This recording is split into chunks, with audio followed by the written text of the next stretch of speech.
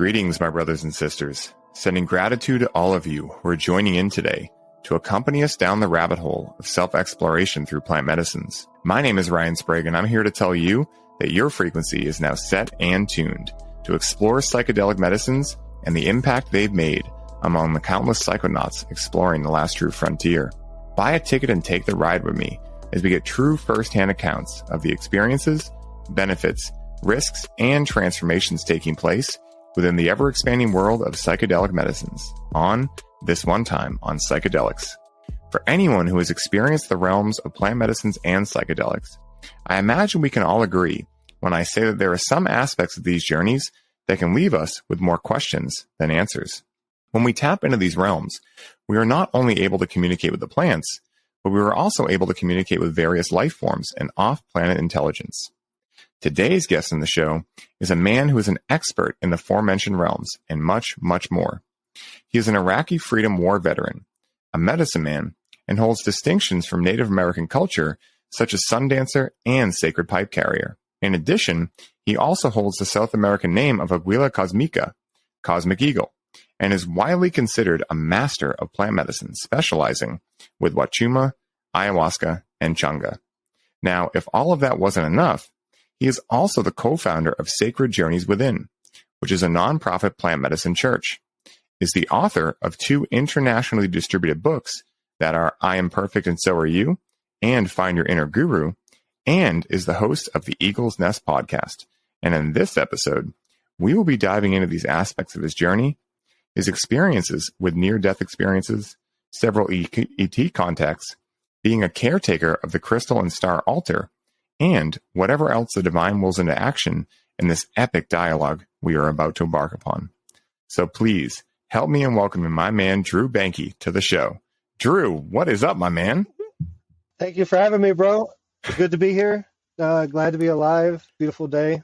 Man, you were saying all that stuff. I was like, did I do all that? Like, I was like, who's he talking about? Isn't that the coolest thing, dude? I think that's one of the funniest things about being a podcaster who then goes on other podcasts, right? Because we're used to giving the intros, but when we actually get one, I mean, for me, it always makes me spin. I'm like, oh my God, did I do all that? So it's cool that I got to give you that experience. Yeah, it's been a while since I've been on someone else's podcast. It's been a few months, so it's good to be on the other side again. You know, this is definitely, I've been doing this for a few years. I've been on Jimmy Church, Grant Cameron, a lot of the UFO scene. You know, just I was on Coast to Coast with Heidi Hollis. So yeah, that was a good one. But anyways, yeah, it's just good to be back, being interviewed, and I love because I'm always even though like I'm wear a lot of hats, and I'm about things.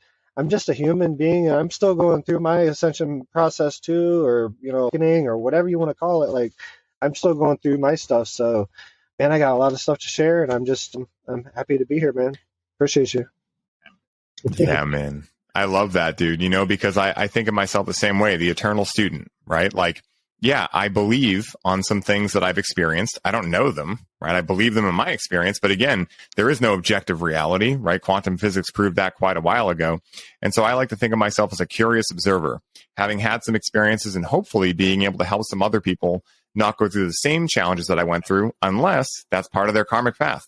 And then they have to anyway, right? So that's like the big, idea that I've been diving into recently is like, well, hopefully some of what I say can help people not have some challenging experiences that they didn't have to have, but maybe they did have to have them, and I think within psychedelics and plant medicines, I think that, I forget if it was Hamilton, actually, Hamilton Souther saying this, that, and I agree too, and I imagine you would too, that there are no bad experiences.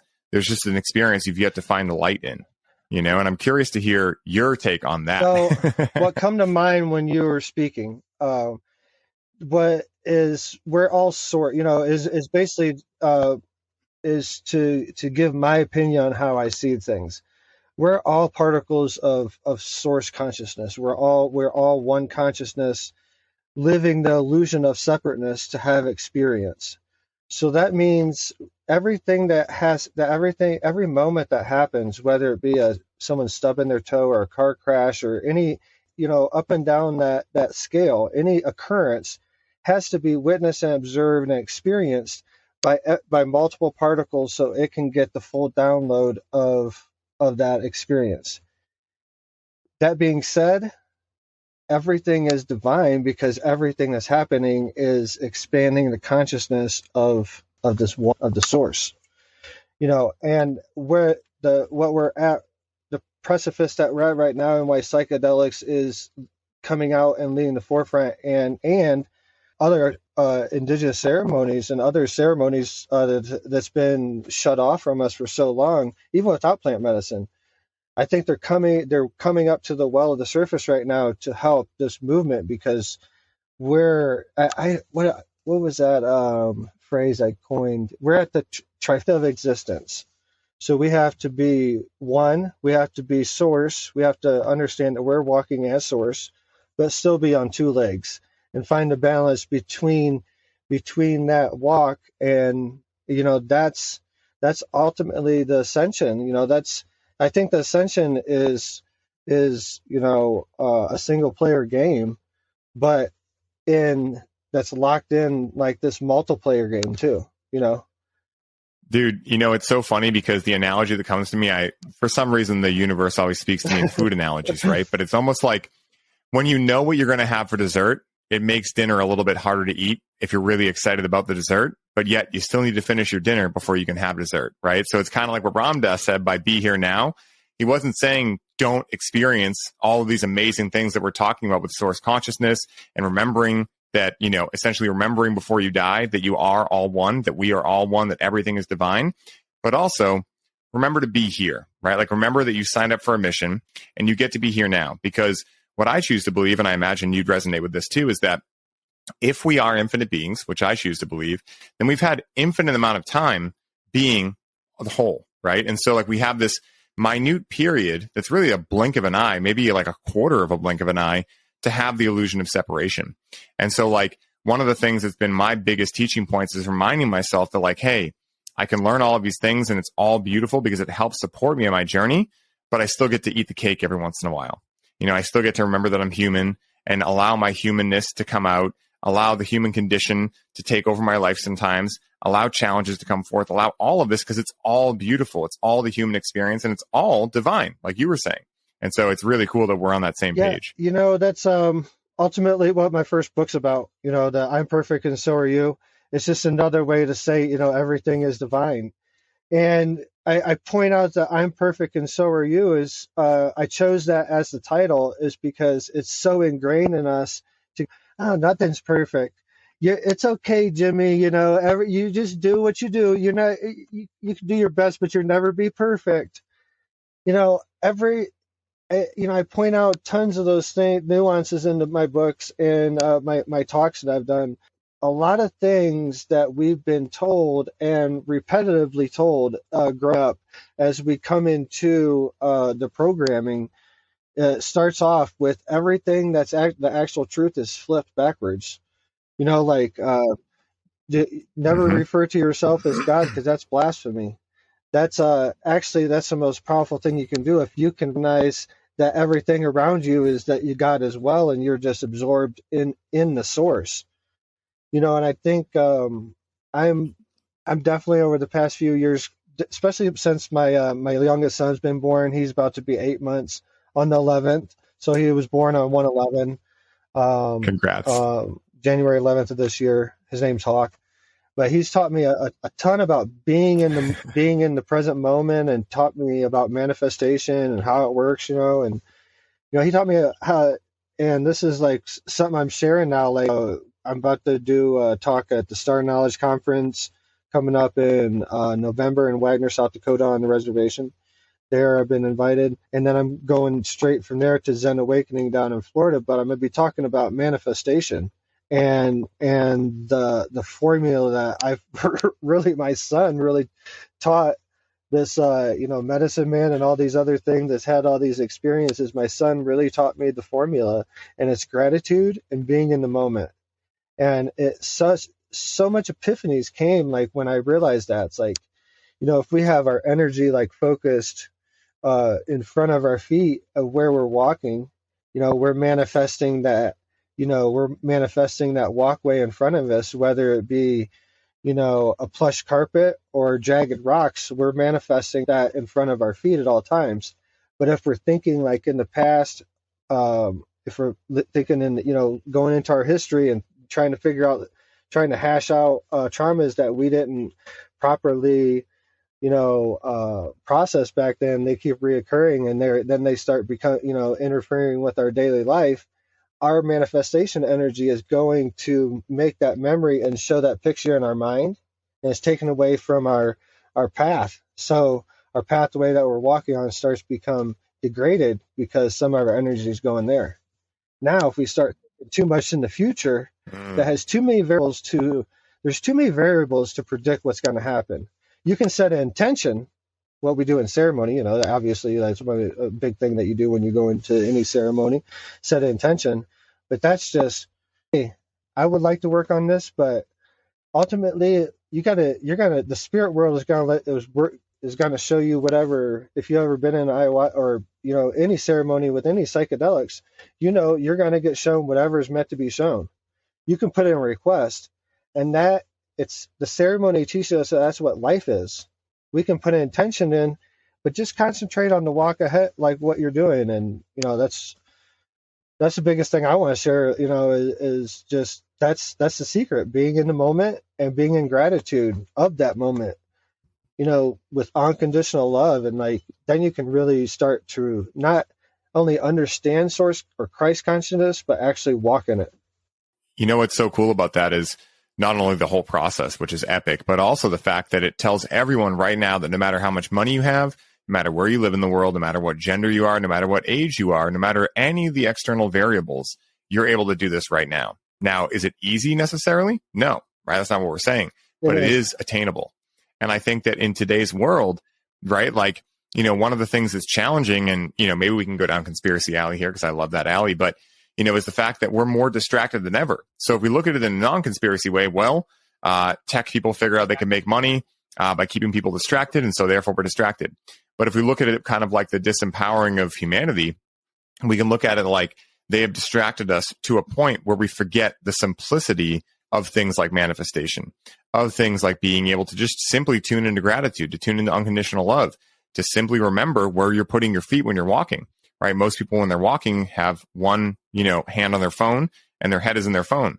Right. And I've like literally seen videos before of like people walking down the street and walking into a sign, because they're just, maybe that is the sign, but, they're like in their phone so much. And so, and of course, I love technology. It's a slippery slope. So, I'm not saying go without it or anything, but at the same time, it's worth, investigating and figuring out like, okay, why are all these things distracting me and what am I distracting myself from?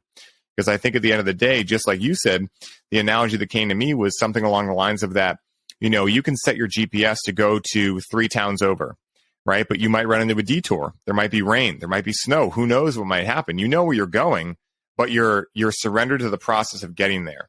Because if you try to map it out like, well, I need to be aware of everything that could possibly happen before I go, well, then you're actually never going to actually go. You're just going to think about it the entire time. And I think that's where a lot of humanity is right now, just stuck in analysis paralysis, in their logical mind, and they're not aware that the mind is actually not who they are. So it's like, it's a challenge because I feel as though one of the reasons psychedelics are becoming more popular is because in order to explain the deeper levels of this stuff to someone, it's almost like reading the Bible and expecting you're going to get spirituality from just reading the Bible. Experience. Right? Like, I've wrote, I'm an author. I wrote books and I talk all the time on this stuff, but ultimately, it's the experience, and there's 8 people from this last ceremony I did up in Wisconsin. All 8 of them met source. They traveled the whole universe and come back, and then they found where they came from, where it really came from, and then they're like, whoa, like this is this real? Like, and now what do I do? You understand if that happens, you go into, a ceremony like that, like a deep ceremony, and you go, you see like the whole picture, and you come back, you saw so much out there. You saw like eternities, in a ceremony. You come back to this small fragment in time.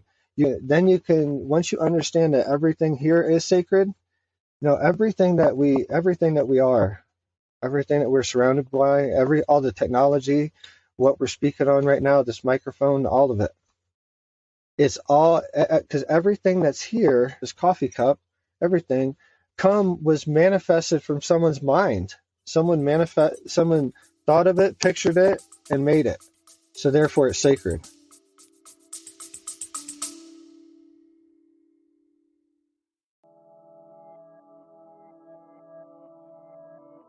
Hey everybody, I hope you're enjoying the show. I wanted to take a quick moment to let you all know that the doors are officially open for the Conscious Cannabis Collective. And as such, this is the last week you can sign up and receive all of the bonuses we're currently including. This is the last time I will be personally onboarding those of you who sign up with a complimentary one-on-one session, and you'll have the ability to get the Grow with Cannabis course for free during this limited time. For more info on how you can take advantage of this offer, head down to the show notes for this episode and secure your spot today, as we only have so many spots left and they are filling up quickly. Now back to the show.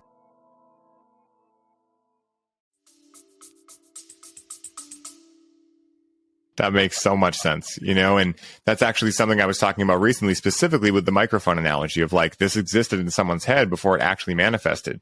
And I think what's cool about this is that, when looking into like Bruce Lipton's work, he talks about how originally individuals were animists, right? And this is like the indigenous cultures. They believed that everything was divine, everything was alive, everything had consciousness. Then we went into polytheism, then monotheism. Then right now we're kind of leaving the latest trend, which is scientific materialism, which is I only believe it if I can see it with my own eyes and God is dead and all these things. And now we're moving into holism, which is really just a reanimation of animism as the way I see it. And so it's really cool you brought that up because I've been really riffing on that a lot recently. I hear people that we talk a while and then we talk about the divine and I understand that there's a vast amount of people that really have a good understanding of it, but they don't have a deep enough understanding to actually practice it, because then the next sentence they will say that there's darkness somewhere. There's something happened to, and normally, it gets when it starts getting close to home, that's when it's hard to really see the divine. If something bad happens close to home, close in your family, something, drunk drive, say your family member gets killed by a drunk driver.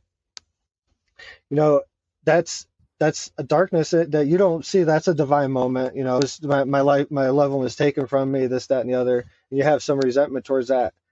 So it's really, it's a lot different to actually walk in it. There's a fine line between it. But once you get there, it's so freeing, man. Like to really fully know it deep in your heart that everything is divine, and really start to understand how strong your mind is. You can start to understand what it is to be a medicine man, like to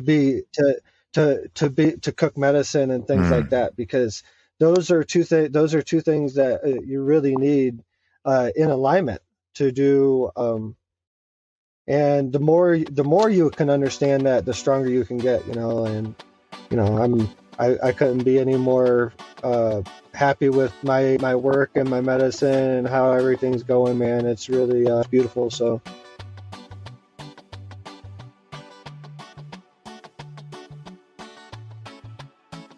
What is up, everybody? I hope you are all enjoying the show, and I wanted to stop by real quick and share a little bit about our latest podcast sponsor, Freedom Builders. Now, Freedom Builders are a team of graphic designers, website creators, videographers, social media marketing experts, and coaches that build out your custom online business from A to Z. This is a done-for-you service, which means they do the work for you while you get to put your focus back on what you love most, which is coaching your clients and bringing in sales. Now, as a former online fitness coach, Mike knows where your struggle points are and exactly how to help you overcome them. This is why he created Freedom Builders, so that you can scale your business while protecting your time and your energy. Now, you guys know that delegation is a business superpower, and you can activate this superpower today by scheduling a complimentary call with Mike at freedombuilders.com so you can start building the freedom that allows you to take your business to the next level. Alex and I recently connected with Freedom Builders for our Connect with Cannabis build-out, and we could not have been happier with the results. With Mike and his team, they were able to go through an outline and create a personalized program for our experience, develop our brand identity, build and design a custom branded webpage, professionally edit our program video content, custom design all of our slide presentations, automate our email marketing sequences, create a seamless payment system for our offer, design unique infographics for our social media content, and guide us through our proven launch blueprint to generate organic leads through our social media. So if you're a coach, facilitator, or healer listening to this ad right now, and you are looking to put freedom back into your life, once again, go to freedombuilders.com and book your complimentary call today. I hope you all enjoy the rest of the show, and I'm wishing you the best day ever. And then you start seeing the beauty come to you. You start seeing the repercussions come back to you from the universe.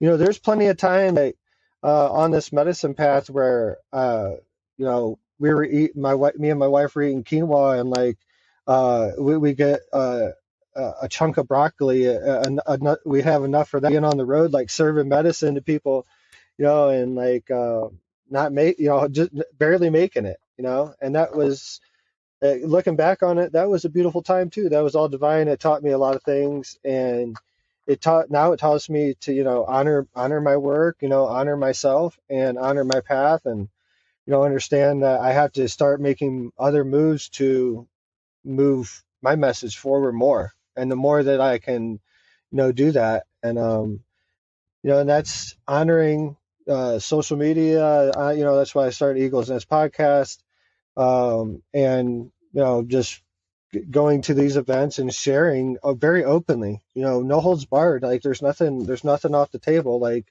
What we talk about, because my story, I don't own my story either. It's part of the divine, and it belongs to the divine. And if it's meant to be shared, it's meant to be shared.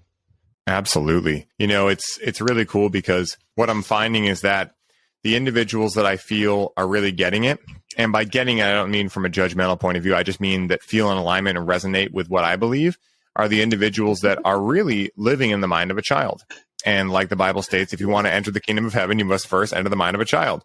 And so that funny thing about what you were just talking about with things coming back, right? Reciprocity, right? It's really like a boomerang, right? And we play with boomerangs as kids, right? And so there are all these things, right? Like you were talking about your 8-month-old son who was teaching you how to manifest in these things. And the funny thing I always say about it is that, before we know what we think we know, right? What we do is, when we grow up, adults teach us taxes. And what essentially we do as little kids is hopefully remind them what God is, right? And remind them the beauty of life, remind them to get still.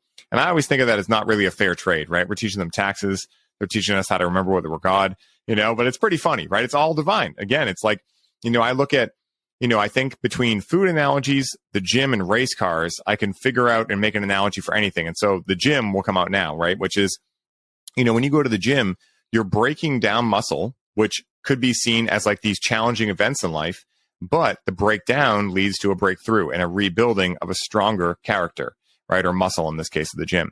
And so I think that if we can start viewing life simplistically like that, oh, this is my 75 hard day, right? This is an extra challenging workout that I'm going through right now. Yet I know that I'm going to build back stronger from it if I can see it happening for me, not to me. And it's not necessarily easy, but no one's going to come save the day for you. If you decide to think that it's happening to you, well, that's your reality you want to live in, and that's divine too.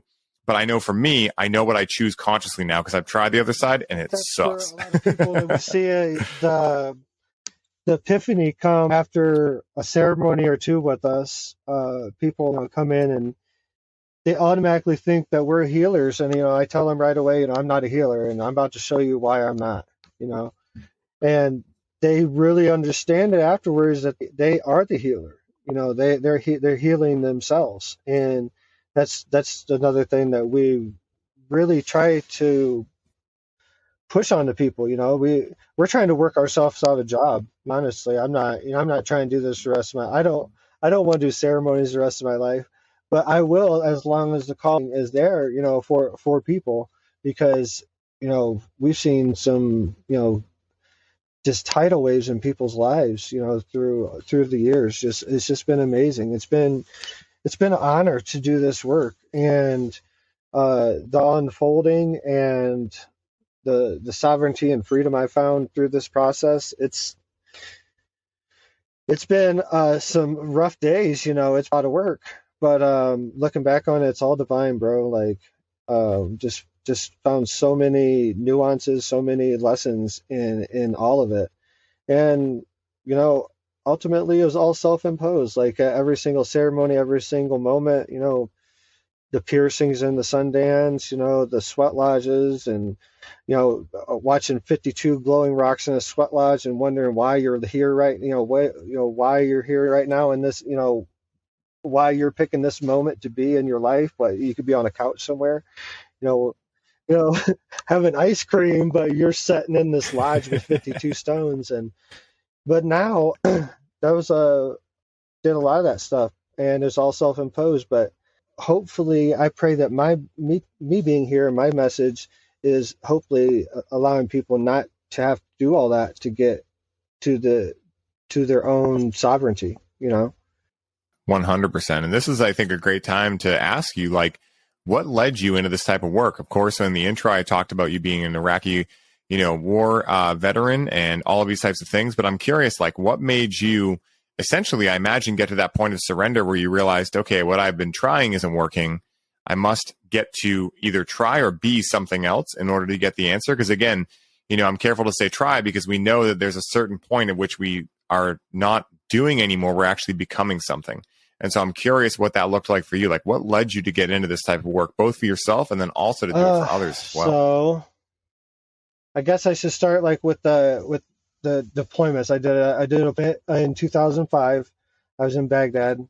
I was an armored taxi, so I hauled around high-level government officials and other celebrities and things that were coming into Baghdad. I'd haul them. We would haul them in like armored Humvees and everything through the city. And anytime we had to go off base, so that was like my job. I was a personal security detail. Did a lot of roadside bombs, blew an eardrum, things like that, but not very much combat. So 2007 comes up, and they're like, "Oh, you're going to another deployment, but you're going to Ramadi, Iraq. This is West Anbar province. This is west of Fallujah, and in between Fallujah and the Syrian border, and you're replacing a unit that's had like 120, 100, a lot of people pass away in their unit, mass casualties. It's heavy combat. You're going into heavy combat." And it was, man. And we was over there for a couple months, and we got extended for 3 months. So we ended up being over there for 15 months in Ramadi. I come back with, I went through a divorce when I over there, and I come back to empty house. I had 2 children with my first wife. And it was just a lot of emotions, heavy combat, a lot of losses, and heavy substance abuse, alcohol abuse, substance abuse, lots of depression, thoughts of suicide, and suicide attempts. And I got out in 2009, and from 2009 to 2014, it was just an up and down, roller coaster ride. I didn't really know what I was going through. Come to find out, it was PTSD. In 2014, I had a massive suicide attempt. I wound up in the hospital. Woke up in the ER, and I couldn't believe I was alive. I really thought that I wasn't here anymore, And to wake up in the hospital, I had a business, Glass God distribution. So I had a distribution business supplying like bongs and stuff to head shops and dispensaries. It had a 12,000 square foot warehouse in Fort Wayne, Indiana. A couple of investors, well-off investors that were ready to help me, just throw money at this and build it, because they saw like what was going to happen. This was like 2014, so they saw what was going to happen. And woke up in the ER from this suicide attempt, and the VA got a hold of me, through the system kind of worked its way, and the VA found out that the hospital, anytime like a veteran's in there, anyone with like any military experience, stuff like that, they have to report to the VA. The VA got called in. And so I started going through their programs and got on medication. I was on 5 different medications, going to meetings. I had a dog. Me and my wife were living in Florida, and I just felt like I felt like this hourglass almost, just like it was running out. I was like, it's the time's coming, man, and this next time, I ain't fucking around this next time, and I could just feel it coming, and ayahuasca, just the seed, someone just popped that seed in my mouth, is I don't know if it was, I heard it somewhere or someone, I think it was a friend that went down to Peru and had an ayahuasca experience. And I was working part-time for a moving company at the time, just working a few hours here and there.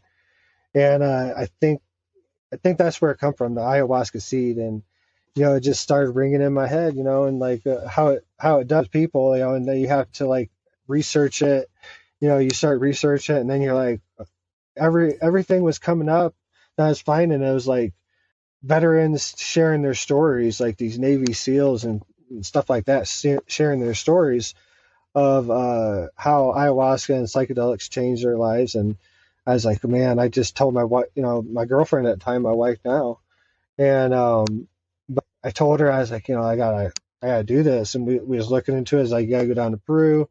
Started tallying up how much it would cost. It was outside of my realm of, being able to do it. And I kind of gave up on it. And she knew, like, she was very, very in tune to me, and she knew that she had to do something. And she was doing a lot of research. She spent a couple weeks and found Soul Quest in Orlando, Florida, and set up a retreat. And she come to me and she's like, hey, you gotta stop eating pork, you gotta stop doing this, you gotta stop doing this, you gotta stop drinking coffee, we gotta stop having sex and all this stuff. And we're going to ayahuasca ceremony in a month. I'm just like, what? Like, I didn't know any, like, I didn't sign up for any of this. Like, so we went into the dieta, like, got ready for the ceremony. And the first ceremony, it was horrible, just purging, a lot of purging, mostly in the bathroom. Never, I didn't throw up one time, but it was all in the bathroom. It was I was holding a lot of stuff that I should have got. That's what now that I'm in the programming, and now I can see like where we hold traumas and stuff like that. We hold them down low. So I was definitely getting rid of a lot of that, and forgiveness and a lot of stuff like that. But no visions. I woke up that next day and I told my wife, I was like, I woke her up, we were in bunk beds, and like, I was like, hey, get up. I was like, before everybody was sleeping, I was like, get up, let's go. It's like, last night was hell on earth. I was like, this is bullshit. Like, everything they say about whatever it is, that is bullshit. Like, it's not real. She's like, I had a rough time too. And she's like, we was talking and we'd finally decided to stay. And that second night, man, I got shown the spirit world. Like, I fractaled out, just a lot of understandings came to me, in a very short amount of time. I had my ego death. I really felt like I was dying. I felt like I was on train tracks. I was about to get run over by a train. I really felt like, I was like, how did I get on a train tracks? I was like, holy shit, this train's coming. And this huge light finally like overtook me. And then I realized it's not a train. But yeah, my mind was totally in the 3D all the way up until the last minute. It was like, hold on. It was like, it's a car. Someone like, first I was like, there's someone got in their car freaking out. Like, they went out their parking lot and they're driving their car, come around the backyard of where this retreat's at. And I'm about to get run over. And I'm like, nope, it's not 2 lights, it's 1 light. And it's a big light. I was like, oh, it's a train. I'm like, I'm screwed. I'm really messed up on this stuff. I don't know what it's doing to me. I'm out of my body, and I'm on train tracks. I can't believe no one knows I'm here. I give up. There's nothing I can do. I remember giving up right at the last minute. It's like, whatever, I give up. It's not gonna hurt. It's just and it just overtook me, and I saw a lot of, at that time, my perception of that moment was a lot of different lifetimes. Now my perception's a little different than that, dimensional fields, vibrational spaces, that make up the Sutru is. But yeah, there's thousands of them. Just they went on forever, and I just got tired looking at it and I was like, I wanted to be done with it. That's when ayahuasca come, and she said, I was like, show me more, and she's like, no, you gotta go lay down. You had enough, and she laid me back down. She's like, I'll see you soon, and I was like, okay. And I come back like the next weekend, and next weekend my third ceremony was a daytime ceremony, and I had an ant. I was out. I was setting out, and like this fractal, I was going in and out of my body, in and out of fractals. I was seeing the sunlight information codes coming from the sunlight going into my skin. I had an ant come up on my hand, and I went to go smack it like that, and something like stopped my hand, and a voice come into my head. It said, "I'm going to teach you a new way." And she's like, "You're a warrior." She's like, "But you're going to have to learn a new way because you have shown that you have energy to go all the way and take lives if you need to. But I'm going to show you how to set. I'm going to show you how to reverse that energy and turn it away, and you're going to help save the planet eventually." And I said, "How's this?" And she showed energy come from the sky, and it come down into my crown chakra, come into my energetic field, went all through, integrated with my energy, and then come up to my throat chakra, and I would translate this energy out, and I would speak for the universe. I would speak a language that was digestible by people that were stuck in the 3D and pull them in so they could have the language, and eventually I could step out of the way, and then they could have their own connection. And I was like, what? Like, there's no way. Like, how's this all gonna work? And I was like, and I'm like, you're gonna show this all to me now? I'm like, I'm going to get this whole thing now. And then she's like, no. It's like, this is gonna be a whole thing that'll be unfolding for a long time. But just know that you're supported and all that, and you're gonna go some things, but it's all gonna be good. I'm always gonna be there, and you can always really just talk to me. And so ayahuasca has been, my first real spirit guide that I really say. And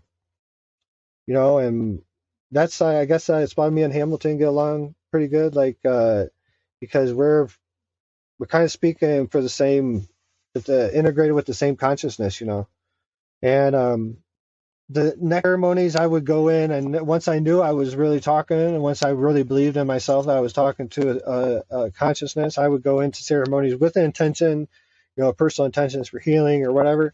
But I also go and question, what am I supposed to do here? What am I supposed to do here? Like, what about this? What about that?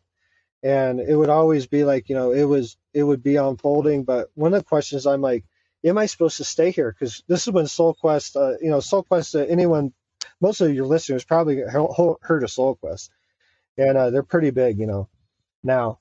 But this wasn't it was first starting, and there was definitely an opportunity for me to stay there and start working. I started volunteering there pretty far, after that third ceremony. I was like, okay, this is my calling. I gotta, and there was veterans coming in that there was no other veteran there that had been through the ceremony. So they asked me to come set and I just got wrapped into it really quickly, into the service part of it. And also, so I started learning to walk with the medicine very quickly. As a facilitator, you take a small dose and help out so you could get a connection. And so very quickly, I started learning how to walk with the medicine and how to, listen and be able to translate and walk with the medicine. It was fell into it very quickly. And it was like Hamilton talks about remembering. Yeah. I can feel that deeply, because it's like, how am I learning all this so fast? And it's like, you're not, like, you're remembering this stuff. Like, you've been doing this for a long time. Like, and now once I really understand that, now it's all coming back to me. And it's like, okay, like, now I teach. So people, I shouldn't say teach, because I don't like that word, but people that come to ceremony, like I introduce them or introduce them back to the sun and how it works, and share things like that. I share things with the pendulum and the pendulum at a lighter exercise I do a lot when right before a ceremony, I have someone hold a pendulum or have a lighter, and we're talking about how the lighter is a Bic lighter and it's filled with butane or whatever, and it's the plastic, metal, this and that, and the pendulum will just hold still. And then we're talking about, but the same lighter, might light Changa, or might light the Bufo, or might light Say, or the Mapacho. So therefore, it's sacred and it's connected. It reminds us our connection back to the sacred fire, the central fire inside of each one of us. And then you see the pendulum start to move. And I'm like, this is the realm we're stepping into. That's amazing. I mean, what an incredible story, dude. First of all, I don't know what to touch on first, but I'll touch on that last thing. I think it's really amazing. I've worked quite a bit with pendulums and quite a bit with a lot of different things. My current thing that I'm really into is the I Ching. The I Ching is fun, man. Like, it's just, my girlfriend and I will go on benders with the I Ching, where we'll wake up, we'll make our morning cacao or whatever. And we were just on vacation for 2 weeks in Martha's Vineyard, which is a small island off the coast of Massachusetts. And, I gave myself the intention for the experience of just being on vacation vibration. I've been working really hard and loving what I do. Very grateful and very humbled that I get to do what I love. But I knew, I was like, okay, I'm going to work here, but I'm also going to take a chill pill and just relax a little bit, because I can get really fired up with work and in a great way, but sometimes it can become all consuming. And the same thing. I mean, I'm working with plant medicines too, specifically with cannabis. And, cannabis and I have had a very deep communication for, over 13 years now. And, she helped my father transition out of this realm. And she helped me deal with the trauma of that in a way where right off the bat, I was able to see yes, I miss my father, AKA the humanness. But I also see this as happening for me. And I'm so grateful for the experience and being able to see it this way, because it catalyzed my growth. It put a fire, to talk about fire, under my ass to really go out and go, hey, what is your legacy? What do you want to be remembered for? And not only that, but what do you want to contribute to the earth to help make the Garden of Earth greener than when you found it? And so it's really cool to be able to dive into these things. And, it's fun because when I was on the vineyard with Rachel, we would just wake up and we would do I Ching pulls for hours and just ask questions. And of course, you're speaking to an oracle, very similar kind of, entity or consciousness to me as a plant medicine, right? Like cannabis works really similar to me. And I like that analogy that you were using that I've heard about before of walking with the medicine, because when I'm interacting with cannabis in ceremony with others, that's exactly how I will do. I'll take 2 small puffs to be on the level, but not so much that I can't guide and lead. And I'll have the other people in the ceremony actually go fully into the experience, depending on what dose is right for them. And it's just so cool to be able to, mix that with the I Ching and, get these really eerie answers to make the hair stand up on the back of your neck and things like that. And speaking of those kind of instances, I know in reading your bio that you've had some really interesting experiences.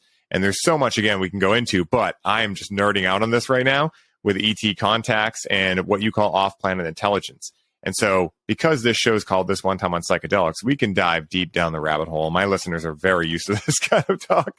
And so, man, I would love if you could speak to, not just the experiences, but what your beliefs are behind what this is, right? Because I have my own beliefs and I imagine we line up very similarly, but I'd love to hear it from someone like you with that much experience and that much wisdom and knowledge surrounding these subjects, what your experiences have been with these entities and this off-planet intelligence, and kind of what you think is going on there, why you think this off-planet intelligence is reaching out to us, all that. Let's just open up that whole rabbit hole. At a certain point when you, because I think Tesla had it dead on, the frequency and vibration. I think if you can understand that, I think that's the basis behind it.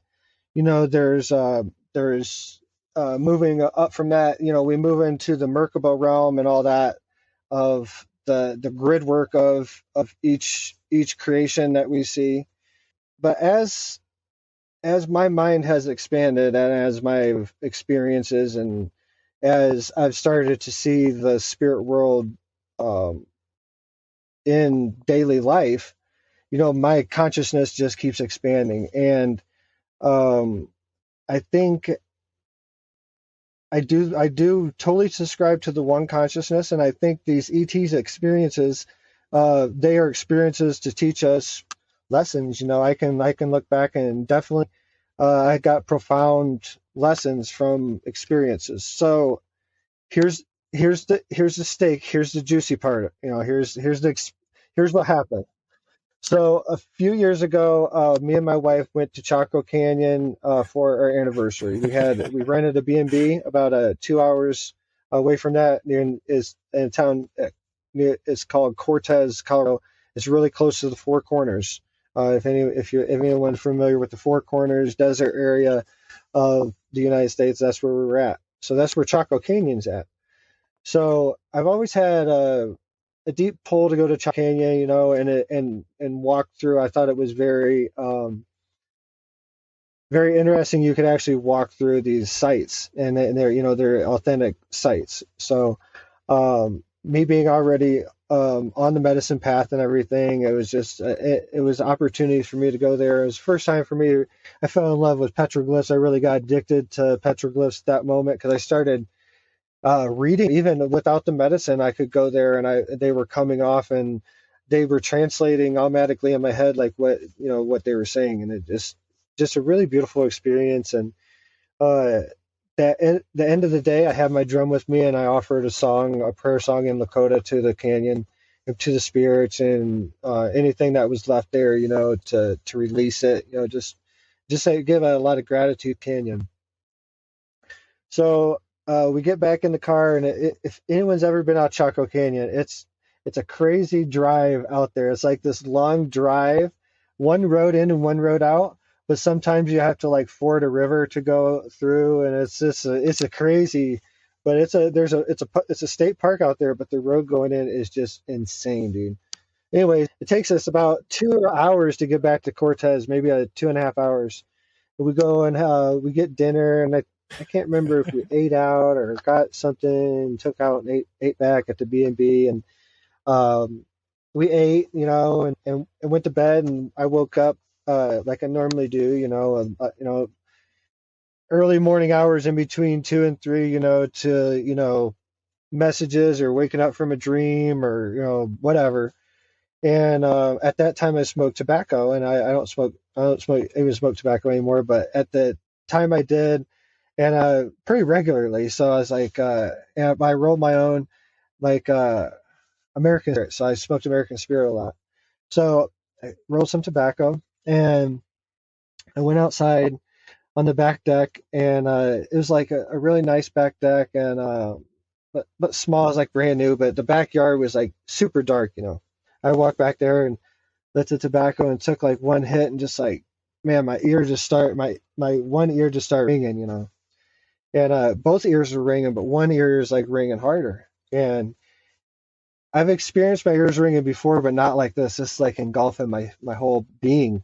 And I started coughing, like the vibration. I started thinking of it, and the vibration like started centralized. Like I realized the vibration was coming from like my heart chakra, like the center of my, maybe right below my heart chakra, but the center, that's where the vibration was coming from. And I was just like, I went to cough, and this is all like seconds. What I'm telling you right now. I'm describing. I'm breaking down like 2 or 3 seconds of my life, and I went to cough and spit, and I spit forward, and I saw 2 feet standing beside me, like out of my periphery. I went to spit in the grass, and I saw 2 feet, and I just started shaking. Like I was like, I'm about to get stabbed or something. Like I'm about to get robbed. Like I don't have no money on me. I'm out here in my shorts. I don't think I had a shirt on or anything.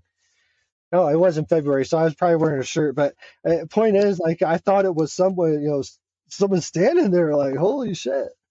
Um, I turned, and as I turned, it turned, and I was like, oh. And I was like, I quickly realized it was a mirror of me, like my head moving and stuff. And I was like, I turned around looking, and I was like, is this I thought it was a street light behind me. I was like, okay, a street light's behind me. I turn around, look, and there's no street light, nothing. It's just pitch dark, And I turn around, and in my mind, I'm saying, okay, what's about to happen? Like, I don't know what's about to happen. Like, it's just it's like a dark silhouette, but it's like right here in front of my face. And I know it's something else. I can feel it's something else, but it's nothing else. And as I'm thinking in my head, what is this? Its eyes start to open up, and I just see stars. I just see stars like appearing, and as it opens its eyes, there's just galaxies, and my consciousness jumps out of my body and just dives in its eyes. I can feel. I'm like, there's nothing I can do but do that, and I I just got to travel and got to experience life as that being, and got shown a ton of things. I got shown to see creation from a bird's eye view, and not just the universe, and not just our planet, or our galaxy, or anything that any new planets that have been found. I saw way past that. I saw out into infinity, and I saw all of it. And I got to see how everything has a chakra system, and I got to learn a lot about how energy works, how it flows through the universe and planets and everything. And I come back into my body, and I was like, holy fuck. I'm standing in front of an alien, and my human side kicked in, and I was like, I'm going inside. I was like, threw a cigarette down. I'm pretty sure the cigarette dropped out of my hand, but I know when this first started, when it started opening its eyes, I did feel my feet lift off the ground. I was paralyzed. I was in totally observer mode, and my body was just really paralyzed for a moment. And then when I come back, and once I got back in the driver's seat of this mechanism, it went into flight mode, and I went inside. I locked the door, and I'm thinking, as I'm locking the door, I'm thinking, how stupid am I? I'm like, this door ain't done doing shit. For whatever that is, this door ain't doing shit. I walked inside, woke up my wife, and this ain't the first time I've rambled to my wife, but definitely it was deep, and she got up. She's like, this is, this thing's happened to you, and this is just come to bed, and maybe go take a shower, go take it, maybe run you a bath. I put, do something. And, she's always trying to take care of me. She's seen me go through a lot of weird things, but, yeah. And eventually I think I did take a shower, and, definitely didn't go back out back, and, bed, and, rambled about it for the next couple of days, and it slowly started tapering away over a few days, and kind of fell off the conversation. And about 2 weeks after the incident, I had a dream where I'm standing on the back deck. I watch Drew come out. I watch him light the tobacco. I watch him spit and turn towards me. And I was like, that's when I was like, okay, multidimensionality, bilocation now make a whole lot of sense to me, because I experienced it from both sides. And I got to see how he could see me. And, it was just amazing how he could just see me, and see all the experiences that I've had as a one big catalog, and one big vibration and flow, and I got to learn a lot, dude. And through all that, I've learned to really ask, after I've had those, I've had a lot of those same type of experiences with different things, the big JC, and had experiences with him and things like that. But as I would have those experiences, especially in the moment, I learned to be okay, this is coming back with me, and I'm going to be able to share it. I'm going to be able to relate it. And if I can remember to set that in that moment, there's nothing else that there's nothing else that can move that, and that's how, the medicine world has evolved, and it's crazy. But if you can buy location and all that stuff, and it's ultimately, I'm really honored, because it's cool to know, it's cool to when you figure it out, really. I'm to be people listening, I'm really humbly sitting here saying this, man. I really am. This stuff is so profound. Some of the things I've learned, it's humbling in itself. So I know you got questions in the back of your head, this dude's got complexes, is that?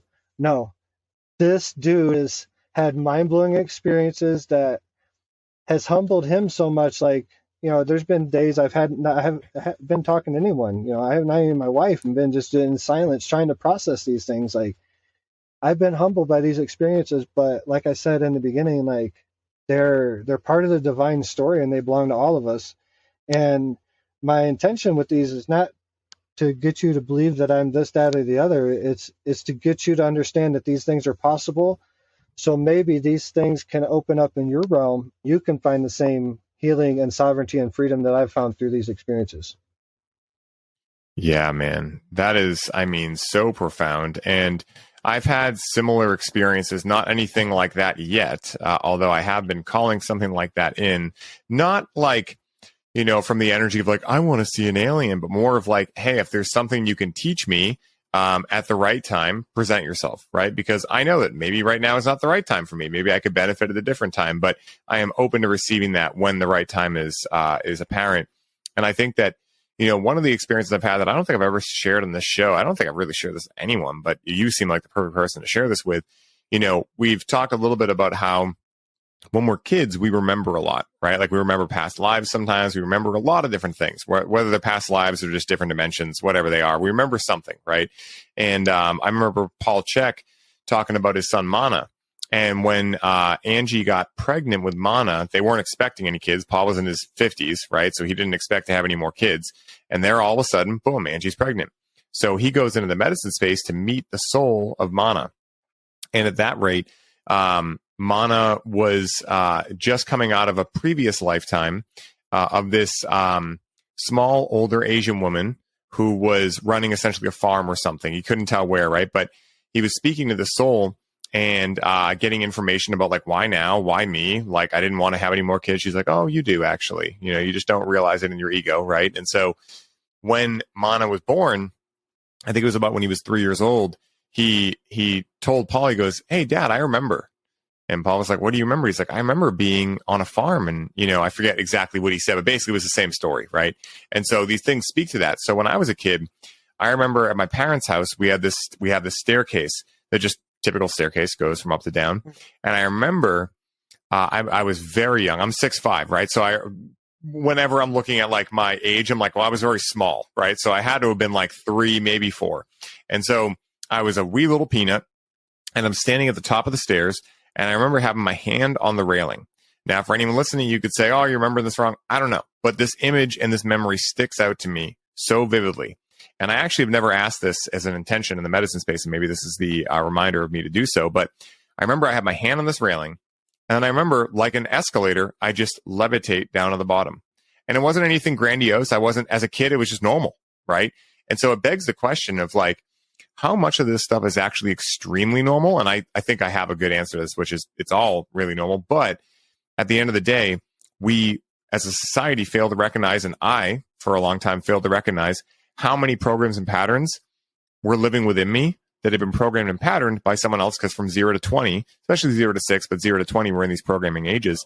So like, if we don't believe something exists, we're not going to see it. Because if we are the creators of a reality, well, we're confined to what we think we know. And this is where the knowing paradox gets in, because the more that you learn, the less you're actually going to be able to experience, because you're confined into the barriers of what you think life can be. And Paul always says this with, do you know what PhD stands for? Piled higher and deeper, right? And so like, I think that was an age where I was just so open to anything. I didn't know anything. I wasn't caring about knowing anything. I didn't believe anything. I was just a curious observer living life. And here I am levitating down the stairs. And it sticks out of my memory. I still remember the light was on in my living room. We didn't have the DVD case we have there now. So it's like, I remember it clear as yesterday. And so it's so interesting because I've had experiences with entities of some sort in medicine space. And again, like you were saying, I think at the ages where I had them, I wasn't aware enough to not get a little frightened. And so like, those experiences kind of dwindled away like a dream after. But I remember specifically when my dad was sick with cancer, I remember I went into an experience with mushrooms, did a 5-gram tea. I think it was like a 20 grams split between 4 people, whatever it was. And we went into that space. And at that point, I think I was 23, right around there. And it was when my dad was getting really sick. And I was in the same house with him. And a lot of people might hear that and be like, that's pretty crazy. Because, you talk about set and setting, right? And, my mindset was, not exactly in the best space at that point. Like it was fine, but I was obviously losing my father, who was a very ideal character in my story. But I go into this experience and I remember just meeting the light, like you had mentioned before. And it was this beautiful golden light. It wasn't all encompassing. So maybe it wasn't full away, whatever, but it was just this feeling of just like, everything is right. There's nothing I need to worry about. And my grandmother was there. My Nana was there. There were some other people that were relatives that I don't think I ever got to meet in this lifetime. Maybe ancestors were there, and they were just all showing me like, this is where he's going. There's nothing to worry about. Like, you can cry because you're not going to be with him anymore, but don't worry about him. He's going to be fine. You know, so it's so interesting to speak about these experiences. My source experience where I gave up form, willingly. And this is not like a near death or anything. This is a, totally different event where I just spontaneously had a moment where I matched vibration with source, and I went out of body, and I was in front of this ball of light, and I gave up my form. And when I went in there, I went in, gave up my form with the intentions of fixing everything. It was, I think it was maybe a year or two before COVID, but there was, just everything that was going on in the world. Still, I could feel it, especially after, ayahuasca turning me on really hard right away, just feeling a lot. So, I was like, okay, I give up for him. I'll let Drew die, and however that happens, my loved ones will deal with it. But I'm gonna fix everything. I can even fix that.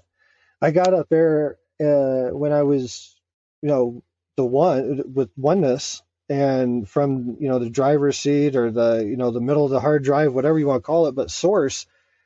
I saw that everything was divine. I saw that everything was balanced and just how it was supposed to be, and I was like, okay, what am I supposed to do now? And I was like, okay, I want to be it's like, you can do whatever you want, your source, but you can either stay here or you can go and do, you can make whatever avatar you want and go do it. It's like, well, I want to be an eagle. It's like, well, you've already been an eagle, well, I want to do this. You've already done this. I just had about 5 or 6 different things.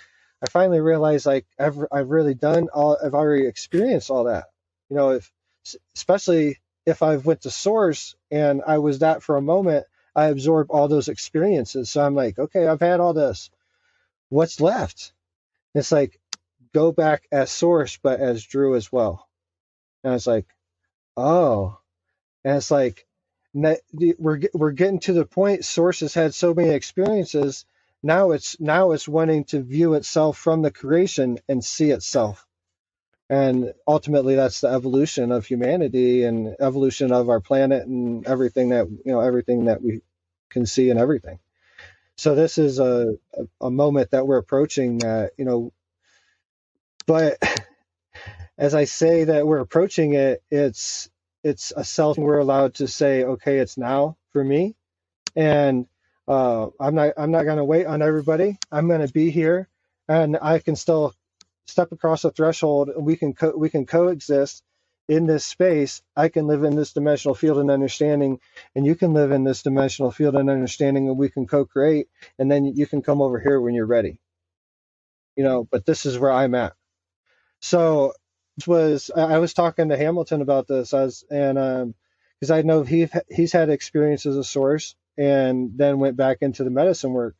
I'm like, did you have a hard time dialing back and going back into the ritual, because you have to dial back some of the things that your new stance that you're in with the source consciousness understanding? You have to dial them back a little bit to be able to sit there and shake the shakap and sing the Icaros. You have to dial back a little bit, but you can, when you dial it back, then there's a point when you can bring that understanding into that as well and start integrating it into your Icaros and everything.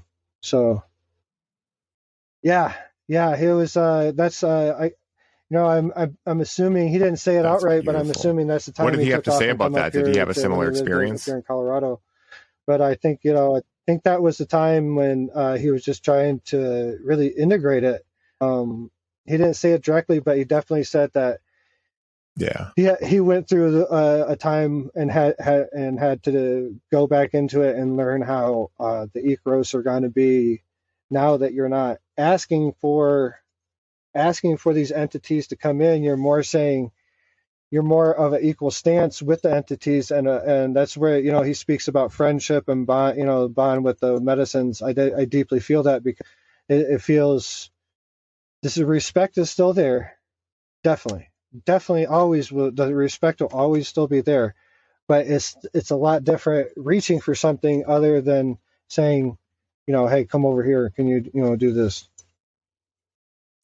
100%. It's kind of like, if you have an idol and then you do whatever is necessary to be hanging out with this idol, and this idol sees you as his or her equal, right? You still respect the hell out of that idol, right? Or idol might be the wrong word, but I imagine the listeners get the drift. But, you still respect that idol, but like the idol and you see each other a little differently now because you're friends, right? So you're still respecting the hell out of each other, but you're also friends now too. And you can joke and laugh a little bit more with each other. Because I think that, if I had to make an assumption based on all of my experiences, I think that everything that I've had everything I've experienced in the psychedelic space has shown me that if anything, source is very similar to a child. And we can see this in the Dalai Lama and these individuals that have this Christ consciousness, right? They're silly. They're laughing. I forget the exact quote, but it was like, you can measure a master on how much they laugh. And I think that's one of the things that literally, is something that is the ethos of my whole development in this world is remember to not take yourself too seriously. Because if you are, you're probably getting too much into the mind that puts pressure on things, that makes things seem woe is me, right? But the real ascended masters, they're laughing with these kind of things. It's almost like if you are a race car mechanic, here comes the race car, right? I told you ice cream, food, and race cars, or the gym.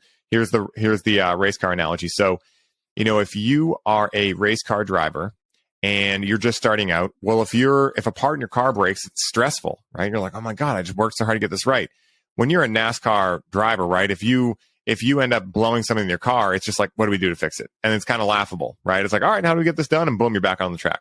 So I think that's kind of like synonymizing of sorts of kind of what we're talking about, for whatever reason. Like I said before, the universe speaks to me in analogies. And I think that it's funny because I had never met someone else who did that until recently. I met this guy, Jason Goldberg, and we podcasted and he did that. And I was like, dude, this is so cool. Because it was like, I totally got what he was saying, And so I think it's a way we can meet people where we're at too. And, it's really fun, man. And I love having these conversations because it reminds me of how much mystery there is in the world. And I think I might have said this in the outro I wrote for you, but what I've found is that my happiness, my joy, my contentment, and by contentment, I don't mean necessarily contentment. I mean my ability to be okay with where I'm at is directly correlated to how much mystery I'm able to accept in life.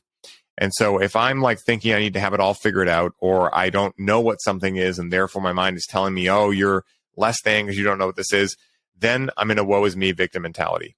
But in those aspects or those times where either I'm breaking through on 5-MeO DMT, or I'm simply eating a amazing meal that my partner cooked, or I'm laughing with my friends, or I'm riding my bike, any of those times where I just can realize that I don't know anything and that everything is mystery. Florida, oh man, there's no better high in the world. Years back. And it's a ceremony. I can't remember. I think it might have been ayahuasca or combo. I don't know. But it was like the morning after, and I walked outside, went to the dock, and I was smoking some mapacho, and it was on a canal, so I was looking down, and the water was clear, and I could see fish beside the dock around, and I could see some fish swimming by, just on the edge of the shadows, and they were swimming by, and then they would go back into the darkness. And ayahuasca just started talking to me, and she's like, this is kind of what it's like when you go into ceremony. She's like, I let you come onto the dock, and you can see a little bit into the spirit world around the dock, and you can see that there's fish down there, and you can see that there's fish swimming in and out of your vision. But understand that you're just on a canal, Florida, and you're connected to, trillions and trillions and trillions of miles, and in God knows how many islands and of wilderness and mystery lie out in that ocean. And she's like, I give you a glimpse, but you have to imagine and you have to know that all that rest of that's there. And she's like, that's how it is. And so that's for analogy. I think that's fits right into what you was talking about. I will take nail in the head for 500, please. Drew, this has been absolutely amazing, dude. I got to have you back on for a round 2. Okay, ladies and gents, when I was connected to Drew through a mutual friend of ours, I was absolutely blown away at the journey he has embarked upon. And I was so fired up to have the opportunity to interview him on the show. For someone like me, and I imagine many of you listening, these are the subjects that fire me up more than anything and help me to tune into the vast mystery surrounding us in this epic experience called life that we are all taking part in. When I meet people like Drew, it reminds me of the feeling of being a child who is in awe of life without needing to have everything quote unquote figured out. And speaking for myself, I have come to realize, as I was saying before, that it is the degree of mystery I am experiencing in life that is directly correlated to my joy and excitement for life. For any of you who are looking to dive deeper into Drew's world, find out more about his work at Sacred Journeys Within, listen to his podcast, and benefit from the vast amount of knowledge and wisdom he has surrounding the topics of plant medicines, ET encounters, Native American practices, and more, make sure to check out the show notes for this episode, where I will be listing all the best ways to buy the ticket and take the ride into his world today.